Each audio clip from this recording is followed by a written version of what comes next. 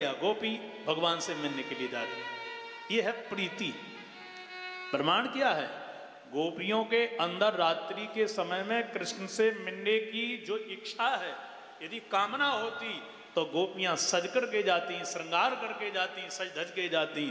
पर एक आंख में काजल लगा है सज्जनों, दूसरी आंख में नहीं है, साड़ी का पल्लू नहीं पड़ा है। इसका प्रमाण है कि इनके अंदर कोई काम है ही नहीं।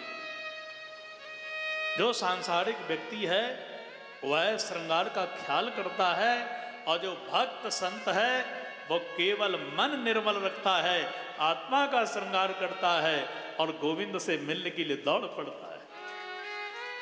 इसलिए गोपियां वास्तविक निष्काम है, दौड़ी चली जा रही है।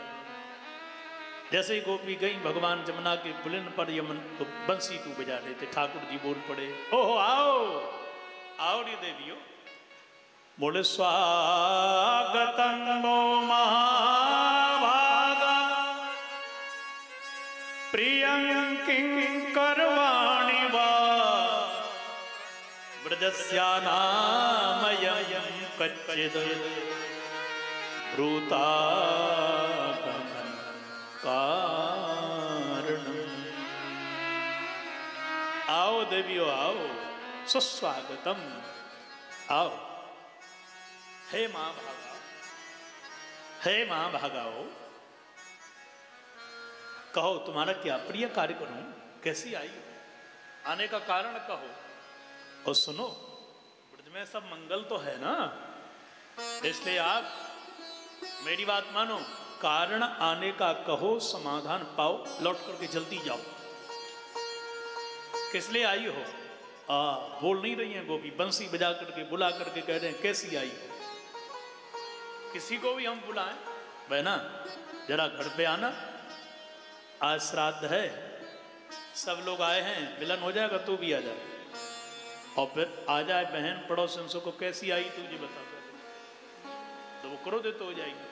पंडित जी का निमंत्रण कर दो, महाराज दादाजी का श्राद्ध है, आज ठीक 12 बजे पधारियों भोजन के दाई। और जैसे ही पंडित जी महाराज पहुंच जाए भोजन के लिए, सोई जाते ही पूछो महाराज कैसे पधारे। अब वो पंडित जी क्या कहेंगे, कितनी गाली देंगे मनी मन में। बंसी बजा करके बुला करके सामने सलोने अब कह रहे हैं कि कैसी आई हो। मौन हो गई, स्तंभित अचंभित हो गई। भगवान बोले, ओहो समझ गया, बोल नहीं रही हो, घर के कार्यों को करने के उपरांत तुम आई हो ना, तो यहाँ पर देखने के लिए यमुना की पुलिन कितनी सुंदर है, क्योंकि चंद्रमा खिल रहा है, तारे प्रकाश झिलमिल दे रहे, तो देखने के लिए आई हो ना।